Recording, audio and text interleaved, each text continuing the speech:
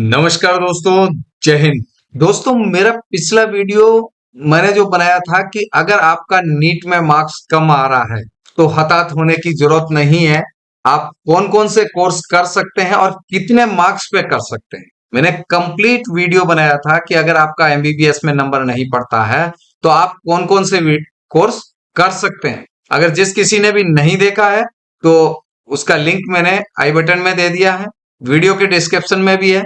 आप वहां जाकर के उस वीडियो को जरूर देख लें। दोस्तों, उस वीडियो को काफी सारे लोगों ने इंटरेस्ट दिखाया कि सर हमको पैरामेडिकल क्या है, उसके बारे में एक डिटेल से वीडियो बनाए। तो आज हम बात करेंगे कि पैरामेडिकल के बारे में कंप्लीट डिटेल बताएंगे कि पैरामेडिकल कोर्सेज के बारे में, और उसमें कंप्लीट डिटेल बताई जाएगी।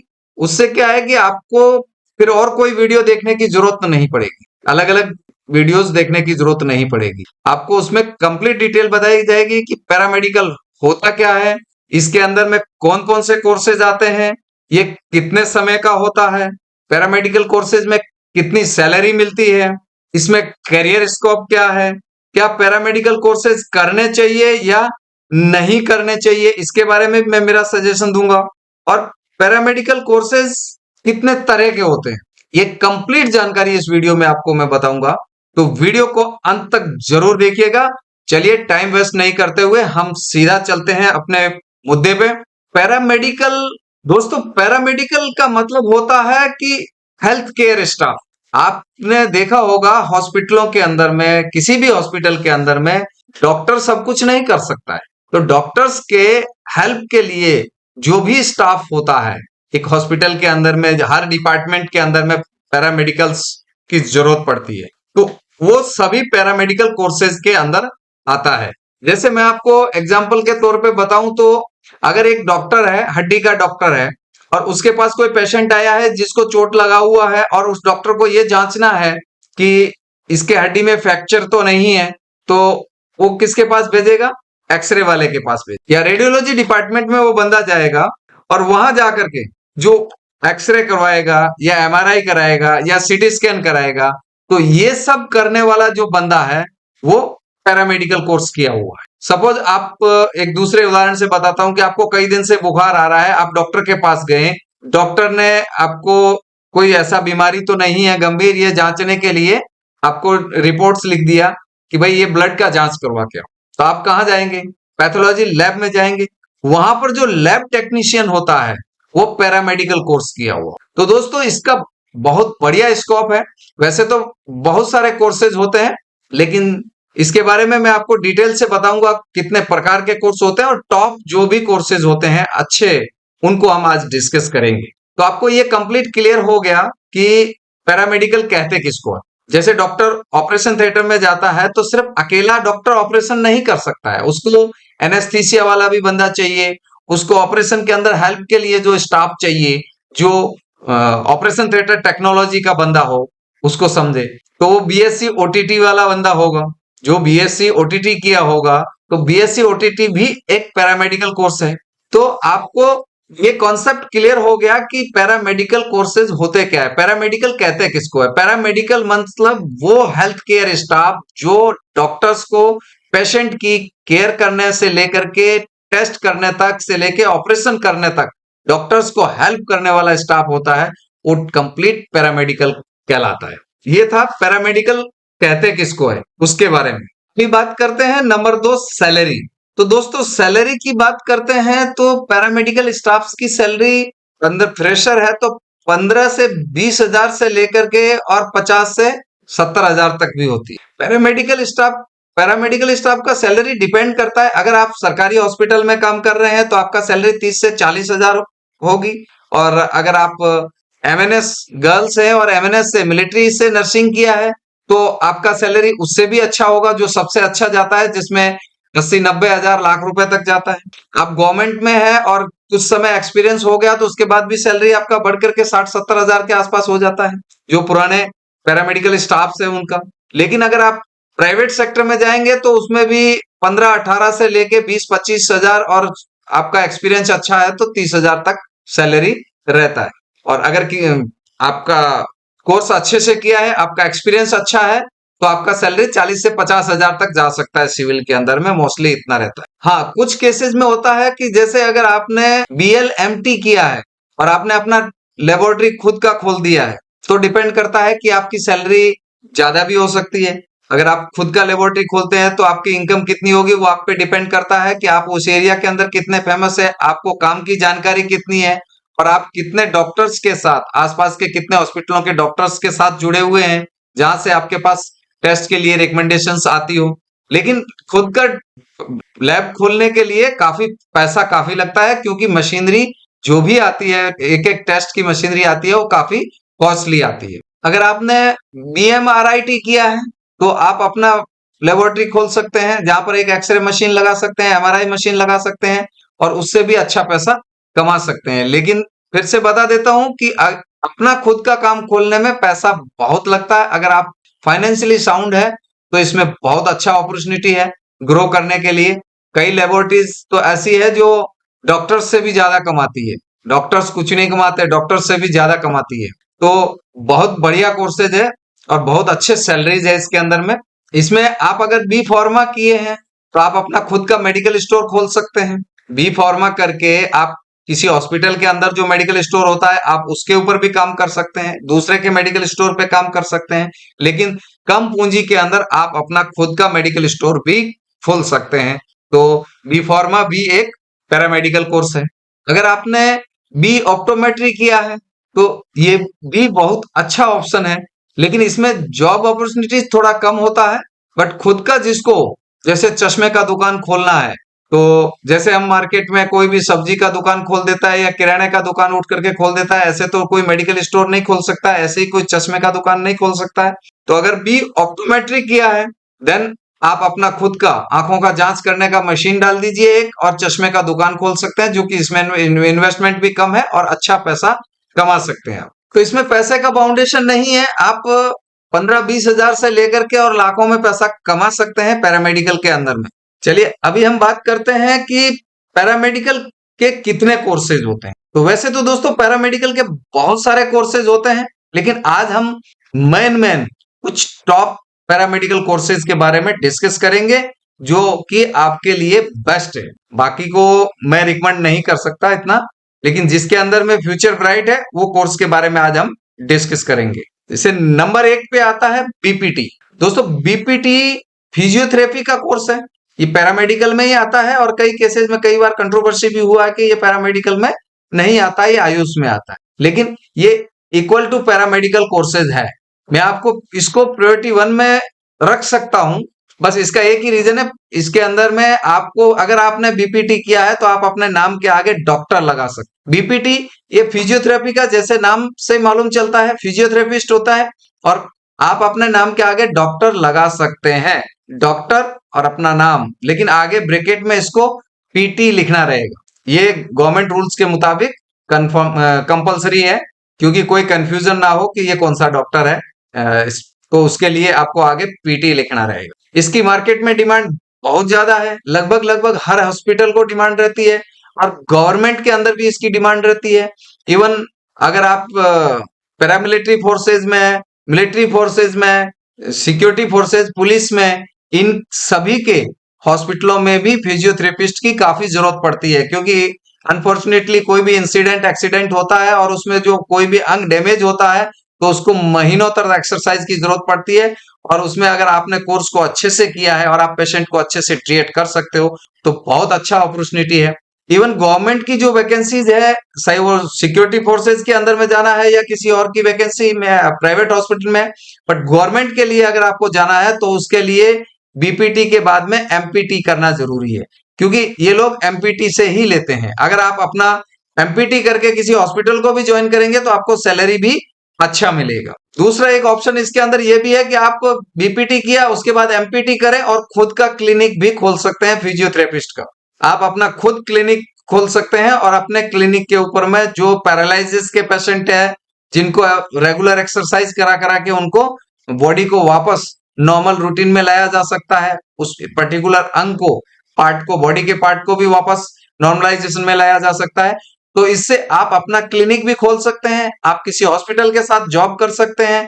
और अगर बीपीटी के साथ में आपने एमपीटी किया तो आपको स्टेट गवर्नमेंट में और सिक्योरिटी फोर्सेस के अंदर भी इसकी काफी रिक्वायरमेंट होती है, जहां पर सैलरी भी आपको अच्छा मिलता है। अभी दूसरा कोर्स होता है जिसको एक दूसरे नंबर पे मैं जिसको रख सकता हूं, वो है बीएमएलटी। बीएमएलटी बीएमएलटी दोस्तों वो कोर्स होता है जिसके अंदर में आप एज ए पैथोलॉजिस्ट काम करते हैं, technician, as a pathology technician काम करते हैं। इसमें आप लेबोरेटरी के अंदर में टेस्ट करते हैं, ब्लड के जितने सारे टेस्टेज होते हैं, बॉडी के जितने भी टेस्टेज होते हैं, वो आपका बीएमएलटी के अंदर आता है। इस कोर्स को करने के बाद आप किसी भी हॉस्पिटल के अंदर में उसकी लेबोरेटरी के अंदर काम कर सकते हैं। इवन आपके पास पैसे का प्रॉब्लम नहीं है, फिर से बता रहा हूं, क्योंकि इसमें 50 लाख रुपए लग जाता है एक एक मशीन खरीदने का। तो लेबोरेटरीज की जितनी मशीनरी होती है, वो मशीनरी अगर आप खरीदने में कैपेबल है तो आप अपना लेबोरेटरी भी डाल सकते हैं। अगर लोकेशन अच्छा है, आसपास में हॉस्पिटल अच्छे हैं और लेबोरेटरीज की फैसिलिटी क्लोज बाय में नहीं है, तो आप अपना पैथोलॉजी लैब डाल सकते हैं। और जब आप अपना लेबोरेटरी डाल सकते हैं तो आप अपना अच्छा पैसा, लाखों में पैसा कमा सकते हैं। तो दूसरे नंबर पे बीएमएलटी, बीएमएलटी पैरामेडिकल कोर्स करना रहता है। तीसरे नंबर पे बात करते हैं तो बीएमआरआईटी। बीएमआरआईटी ये पैरामेडिकल कोर्स रेडियोलॉजी टेक्नीशियन माना जाता है। ये जो पैरामेडिकल कोर्स कर देता है वो रेडियोलॉजी यानी रेडिएशन से रिलेटेड जो भी टेस्टेज होते हैं वो सब ये टेक्नीशियन करता है। तो ये बहुत अच्छा कोर्स है। हर हॉस्पिटल को हर जगह डिमांड पड़ता है इसमें, जैसे एक्सरे हो गया, एमआरआई हो गया, सीटी स्कैन हो गया, इसके अंदर आते हैं और बहुत अच्छा स्कोप है अगर आप इसको कर लेते हैं। चौथे नंबर पे रख सकते हैं हम बीओटीटी। चौथे नंबर पे हम रख सकते हैं बीओटीटी यानी bachelor of operation theatre technology. दोस्तों ये भी बहुत अच्छा कोर्स है। अगर आप इसको अच्छे से करते हैं, अच्छे से मेहनत करते हैं और काम को अच्छे से सीखते हैं, तो किसी भी हॉस्पिटल के अंदर में आप ऑपरेशन थिएटर में डॉक्टर के साथ काम करेंगे। और जिसको पैशन हो कि मतलब डॉक्टर वाला फीलिंग आपको लगेगा वहां पर। हाँ, डॉक्टर नहीं होंगे श्योर, लेकिन आप वो काम डॉक्टर की प्रेजेंस में ऑपरेशन के दौरान डॉक्टर की हेल्प करना, डॉक्टर के डायरेक्शन के अकॉर्डिंग काम करना का मौका मिलेगा और आपको एकदम अंदर से डॉक्टर वाली फीलिंग आएगा और उसमें पैसा भी अच्छा है। अगर आप किसी प्राइवेट हॉस्पिटल में जाते हैं तब भी 25-30 हजार रुपए सैलरी लग जाता है, और अगर सरकारी में लग जाते हैं तो आपका 50 से 60 हजार तक सैलरी चला जाता है। दोस्तों जो इसमें बहुत अच्छे चांस जो खुद का बिजनेस खड़ा करने के हैं, उनमें थोड़ा पैसा जरूर लगता है, लेकिन अगर कोई फाइनेंशियली साउंड हो, पैसा खर्च कर सकता है, तो आप बी फार्मा करके अपना मेडिकल स्टोर, आप फिजियोथेरेपिस्ट कोर्स करके खुद का फिजियोथेरेपिस्ट का क्लिनिक खोल सकते हैं, या एमआरआई सेंटर, एमआरआई और नॉर्मली अगर एक मशीन लेने जाते हैं एक्सरे का तो भी 15 लाख रुपए से नीचे नहीं आएगा, 15-20 लाख रुपए से। तो आपके पास अगर पैसा है तो आप अपना लेबोरेटरी खोल सकते हैं, ब्लड टेस्ट, यूरिन टेस्ट और अदर जितने भी टेस्ट होते हैं ब्लड के, वो सारी जांच करने का लेबोरेटरी खोल सकते हैं। या फिर आप एक्सरे, एमआरआई, सीटी स्कैन ये सब का लेबोरेटरीज खोल सकते हैं। अगर बी फार्मा किया है तो आप मेडिकल स्टोर खोल सकते हैं। अगर आपने फिजियोथेरेपिस्ट किया है तो खुद का लैब खोल सकते हैं। और अगर आपके पास पैसे नहीं है तो आप नौकरी करते हैं तो भी ठीक ठाक अच्छा पैसा इसमें है। डिपेंड करता है कि आपने कोर्स कैसे किया है, आपने कोर्स अच्छे से सीखा या नहीं सीखा, आपका एक्सपीरियंस क्या है उसके ऊपर डिपेंड कर। लेकिन अगर आप जैसे अगर आप बी ऑप्टोमेट्री कर देते हैं तो आप अपना खुद का चश्मों का दुकान भी खोल सकते हैं और उसमें भी अच्छा पैसा है, आप अच्छा पैसा कम। बीएसएलपी, बीएसएलपी ये भी बहुत अच्छा कोर्स है। जो भी इसको कर लेता है, बीएसएलपी का मतलब होता है bachelor of audiology, bachelor of audiology and speech language pathology. जो भी लोग जिनको बोलने में प्रॉब्लम हो, सुनने में प्रॉब्लम हो, इस प्रकार के पेशेंट को हैंडल करना, इस प्रकार के पेशेंट को ट्रीटमेंट करने वाले टेक्नीशियन को ये कोर्स करना रहता है। बीएसएलपी बढ़िया कोर्स है और आज की तारीख में मार्केट में इसका काफी डिमांड है, बिकॉज जो भी इस प्रकार से चाहे लिसनिंग के हो, चाहे स्पीकिंग से रिलेटेड डिसऑर्डर्स है, उन लोगों के लिए ये कोर्स का बंदा जरूरी होता है। क्योंकि हर आदमी चाहता है, जैसे किसी का बच्चा बचपन से ही कम सुनता है या बोलने में तुतलाता है, उसको प्रॉब्लम है, तो लोग ट्रीटमेंट करवाते हैं। तो वो थेरेपी के लिए जिस बंदे के पास आप जाते हैं, चाहे स्पीच थेरेपी हो या लिसनिंग के थेरेपी हो, तो उसके अंदर में जो बंदा होता है वो पैरामेडिकल वाला ही होता है। उस कोर्स को BSLP बोलते हैं। तो ये टॉप टॉप जो अच्छे पैरामेडिकल्स थे उनको मैंने आपको बताया है। अब हम बात करते हैं इसके बारे में कि इनका एग्जाम कैसे होता है, क्योंकि आप इनमें इंटरेस्टेड है तो आपको एग्जाम का भी पता होना चाहिए कि इसके एग्जाम्स कैसे होते हैं, यानी इनके एडमिशन कैसे होते हैं। क्या इसके लिए कोई एक ही कॉमन एग्जाम होता है या इनके लिए हर कोर्स को करने के लिए अलग अलग एग्जाम देना पड़ता है? तो इसके बारे में हम डिटेल से बात करते हैं। देखो, ऐसा कोई एक एग्जाम नहीं है जो भारत में पैरामेडिकल के लिए होता हो। हर एक राज्य के अंदर में पैरामेडिकल का एक अपना एग्जाम होता है। ज्यादातर राज्यों में, कुछ राज्यों में नीट से भी लेते हैं, लेकिन सभी राज्यों में नीट से नहीं लेते हैं। जैसे राजस्थान है, यूपी है, बिहार है, यहाँ पर अपना अलग एक पैरामेडिकल का एग्जाम होता है स्टेट का।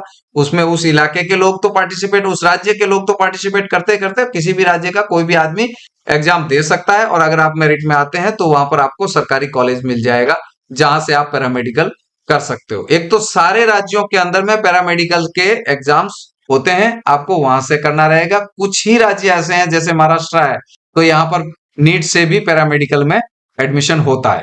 दूसरा है एम्स पैरामेडिकल। दोस्तों, एम्स पैरामेडिकल एग्जाम सबसे बढ़िया एग्जाम है, क्योंकि एम्स पैरामेडिकल के अंतर्गत सबसे पहले 20 से अधिक कॉलेज आती है। तो यहाँ पर सीट्स का भी कोई प्रॉब्लम नहीं है। तो यहाँ कोई सीट्स का प्रॉब्लम नहीं है। और अगर एम्स से आप पैरामेडिकल करते हैं तो आपको फर्स्ट ऑफ ऑल एम्स में ही जॉब मिल जाती है, या अगर आप प्राइवेट में भी जाते हैं किसी हॉस्पिटल में तो आपको अच्छा सैलरी मिलता है, और इसमें फीस भी बहुत कम, नहीं के बराबर, एक तरह से आप फ्री कर सकते हैं अगर आपका एम्स में पड़ जाता है। एम्स से नर्सिंग या एम्स से पैरामेडिकल, तो नर्सिंग में बहुत बढ़िया है, लेकिन ड्रॉबैक यही है कि एम्स से नर्सिंग सिर्फ गर्ल्स कर सकती है, बॉयज नहीं कर सकते। तो जो बॉयज नर्सिंग नहीं कर सकते हैं उनके लिए ज्यादा बेस्ट है कि एम्स पैरामेडिकल के एग्जाम को पक्का दें, और उसको देकर के अगर आप एम्स से पैरामेडिकल कर लेते हैं तो आपको फ्यूचर में कैरियर अपॉर्चुनिटी काफी ज्यादा है। इसमें सभी मेडिकल कॉलेज के लिए, ये सॉरी, सभी पैरामेडिकल कोर्सेज के लिए आपको अलग अलग एग्जाम देने की जरूरत नहीं है।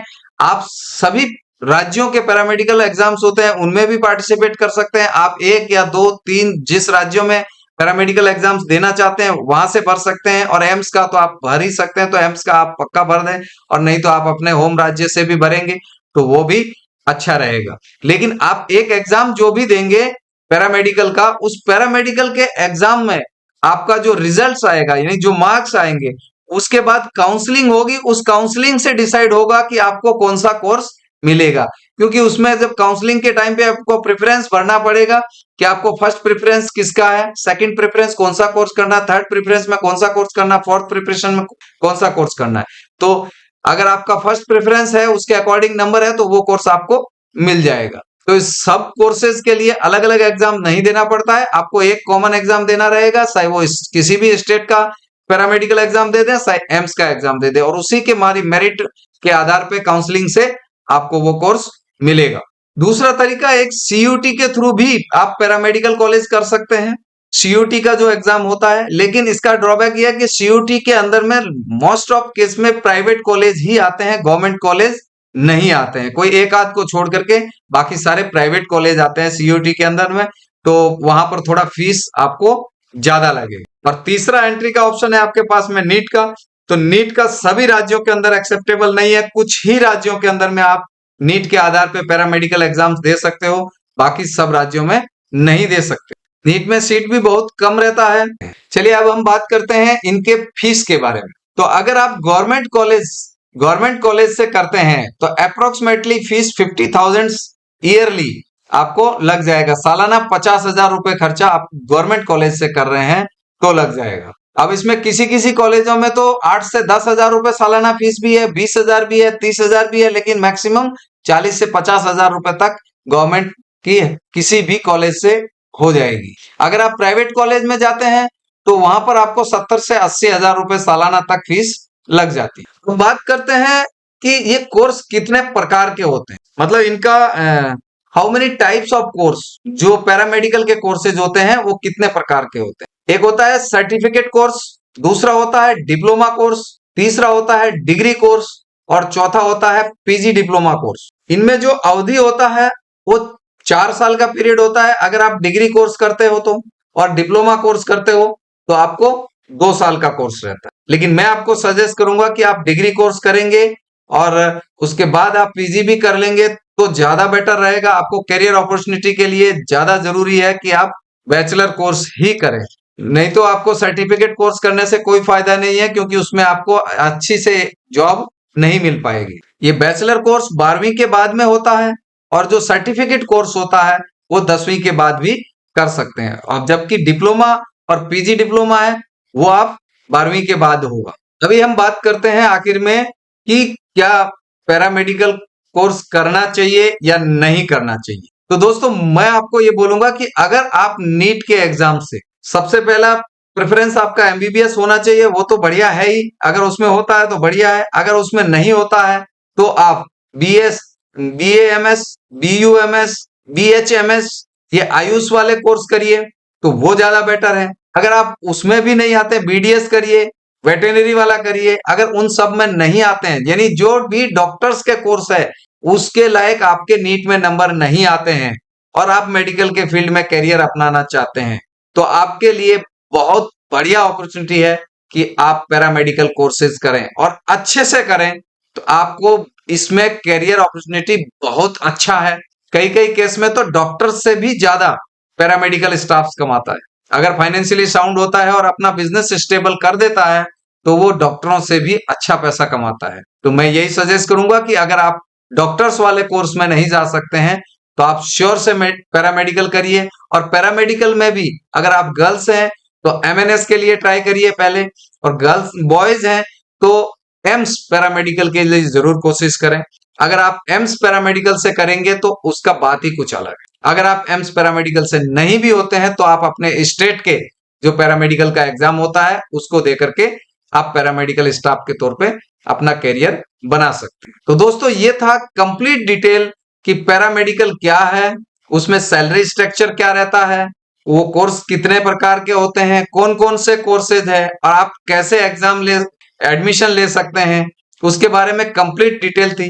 दोस्तों अगर वीडियो पसंद आया हो, आपको लगता हो कि वीडियो इंफॉर्मेटिव है, तो चैनल को सब्सक्राइब करना है, लाइक करिए और कमेंट जरूर करिए। दोस्तों मिलते हैं ऐसे ही किसी और वीडियो के अंदर में, और चैनल को सब्सक्राइब करके बेल आइकन को जरूर दबाना ताकि आने वाले नए वीडियो का नोटिफिकेशन आपको मिल सके।